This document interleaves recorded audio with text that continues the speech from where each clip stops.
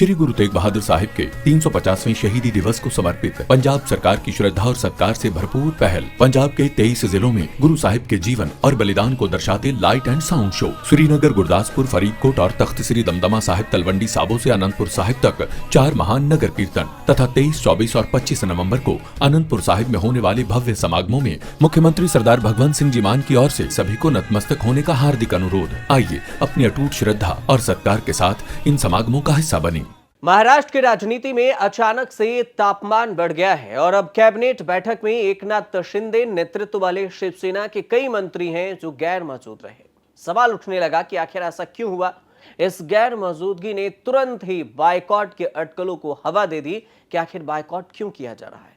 हालांकि deputy CM Eknath Shinde बैठक में मौजूद थे, लेकिन बैठक के बाद शिवसेना मंत्रियों ने सीएम देवेंद्र फडणवीस से मुलाकात कर अपनी नाराजगी साफ साफ जाहिर कर दी।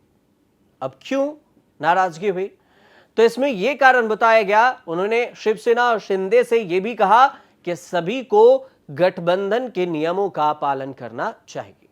तो गठबंधन का नियम क्या था, कब हुआ, सब कुछ बताते हैं। शिवसेना नेताओं ने आरोप यह लगाया है कि आगामी स्थानीय निकाय चुनाव जो बीएमसी का चुनाव होना है, उससे पहले बीजेपी उनके डोंबिवली क्षेत्र के स्थानीय नेताओं को सीधे तौर से अप्रोच कर रही है। शिंदे गुट कह रहे हैं कि यह बेहद ही सही बात नहीं है, गठबंधन की आत्मा के खिलाफ बताया है इन्होंने। अब सूत्र यह बता रहे हैं जो महाराष्ट्र में चल रहा है कि देवेंद्र फडणवीस ने बैठक में बेहद ही सख्त लहजे में कुछ बातें साफ कर दी। उसमें कहा कि राजनीतिक सेंध लगाने की शुरुआत शिवसेना ने की थी और हमने नहीं की है। इधर उल्लासनगर में भी आपने ही किया और अब उसी का जवाब मिल रहा है। उन्होंने दोनों सहयोगी दलों को चेतावनी दी है कि आगे से कोई भी अगर पोंचिंग नहीं करेगा, कोई भी एक दूसरे को फोर्स नहीं करेगा, ऐसे शब्द जिसमें दोनों दलों को अनुशासन का पालन करना होगा, मतलब दोनों दलों के नेताओं को अप्रोच नहीं किया जाएगा।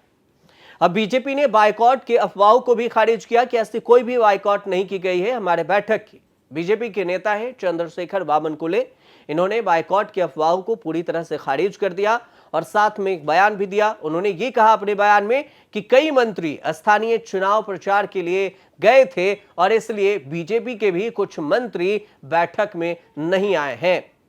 उन्होंने गठबंधन टूटने की बात को भी अफवाह करार देते हुए कहा कि टिकट न मिलने पर कई स्थानीय नेता इधर उधर जा रहे हैं और ये कोई बड़ी बात नहीं है और इस पर पार्टी कार्रवाई करेगी। सीधे तौर से कहा गया है अब महाराष्ट्र में मुंबई में बीएमसी का चुनाव है। कैबिनेट मीटिंग जनता के काम के लिए, नाराजगी के लिए नहीं है। सीधे तौर से देवेंद्र फडणवीस का यह बयान है। तो उधर से विपक्ष के ओर से देखा जाए तो विपक्ष ने मौके का पूरा फायदा उठाया और आदित्य ठाकरे ने सोशल मीडिया प्लेटफॉर्म एक्स पर शिंदे गुट पर तीखा हमला बोला और साथ में यह लिख दिया कि कैबिनेट मीटिंग जनता के काम के लिए होती है, व्यक्तिगत नाराजगी के लिए नहीं, तो आप व्यक्तिगत मामले इस मीटिंग में न लाएं। यह महाराष्ट्र का अपमान है। उन्होंने शिंदे गुट को भी जो मिंधे टोली कहा है, कोट करके मिंधे टोली कहते हुए यह कहा कि सीटों के बंटवारे और पोंचिंग को लेकर इनका असली चेहरा सामने अब आ गया है। राजनीतिक एक्सपर्ट इस पर क्या मानते हैं? राजनीतिक एक्सपर्ट का यह मानना है कि लोकल बॉडी चुनाव में जो बीएमसी के चुनाव है उसके करीब आते ही यह तनाव और भी बढ़ सकता है। हालांकि बीजेपी और शिंदे गुट सार्वजनिक रूप से गठबंधन मजबूत कर रहे हैं, लेकिन अंदरूनी खींचतान अब भी खुलकर सामने नहीं आई है और अब धीरे धीरे आ सकती है अंदरूनी खींचतान। देवेंद्र फडणवीस ने एकनाथ शिंदे को जो आश्वासन दिया है उस आश्वासन को भी समझिए। उन्होंने आश्वासन दिया कि महाराष्ट्र निकाय चुनाव से पहले होने वाले यह बैठक में इस बात पर भी चर्चा की जाएगी कि महायुति में किस किस जिले में टकराव है और इसका समाधान कैसे निकाला जाए ताकि इसका असर चुनाव पर ना पड़े। दोनों नेताओं ने एक दूसरे को आश्वासन दिया है कि चुनाव के समय जो पूरे धर्म है, युति धर्म, गठबंधन का धर्म, उसको अच्छे से निभाया जाएगा। अब आपको ये बता दें कि एकनाथ शिंदे के गढ़ माने जाने वाले ठाणे, कल्याण, डोंबिवली, पालघर से कई कार्यकर्ता हैं जो बीजेपी में शामिल होने की योजना बना रहे थे। मतलब शिंदे और बीजेपी एक ही गुट के हैं, लेकिन एक दूसरे के कार्यकर्ता दूसरे में शामिल हो रहे हैं। मंत्रियों ने मुख्यमंत्री देवेंद्र फडणवीस की कैबिनेट बैठक का इसी वजह से बहिष्कार कर दिया। शिंदे गुट के जो मंत्री हैं वो, और इस तरह से नाराजगी सामने आई। कैबिनेट बैठक में शामिल नहीं हुए थे, शिवसेना के मंत्री भी नहीं हुए। और जब कैबिनेट की बैठक चल रही थी तब शिवसेना के मंत्री मीटिंग रूम में न पहुंचकर सीएम देवेंद्र फडणवीस के दफ्तर में बैठे रहे, लेकिन मीटिंग में नहीं गए। बायकॉट कर दिया सीधे तौर से। और केवल एकनाथ शिंदे की मीटिंग में पहुंचे, लेकिन देवेंद्र फडणवीस की मीटिंग में नहीं।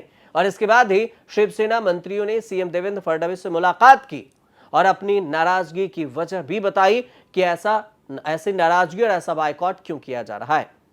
शिवसेना और बीजेपी की बातचीत का निष्कर्ष क्या निकला?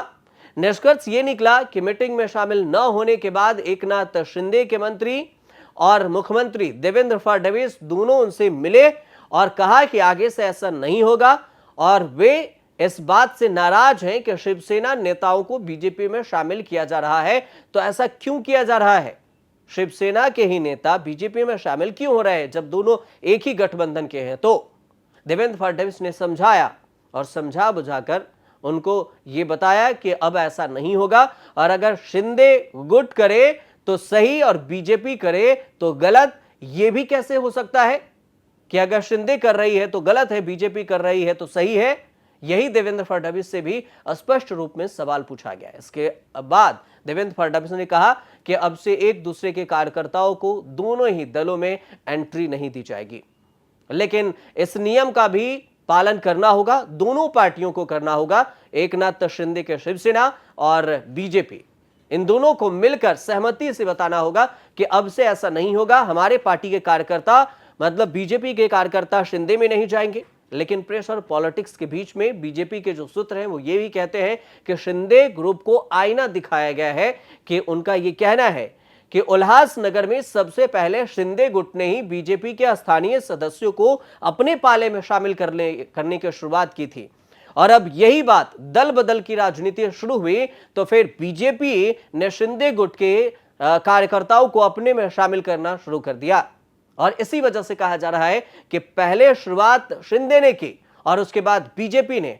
तो एक करे तो सही, दूसरा करे तो गलत, ऐसा कैसे हो सकता है? अब जीत के बाद की देखें तो संधि क्या हुई थी।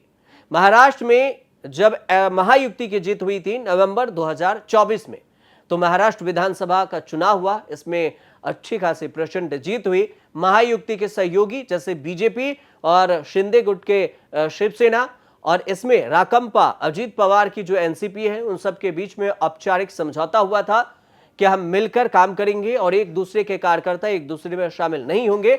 और इसी पर अब बीएमसी चुनाव से पहले जब बवाल हुआ तो तकरार की खबरें सामने आई, नाराजगी, बायकॉट की बात सामने आई और इसी की चर्चा होने लगी। इस पर कुछ अपडेट आएगा तो हम आपको जरूर बताएंगे। आपको ये जानकारी कैसे लगी? अगर अच्छी लगी हो तो हमें कमेंट कर बताइए, और हमारे चैनल से जुड़िए, सब्सक्राइब कीजिए, शेयर कीजिए, कमेंट कीजिए, देखते रहिए न्यूज़ तक।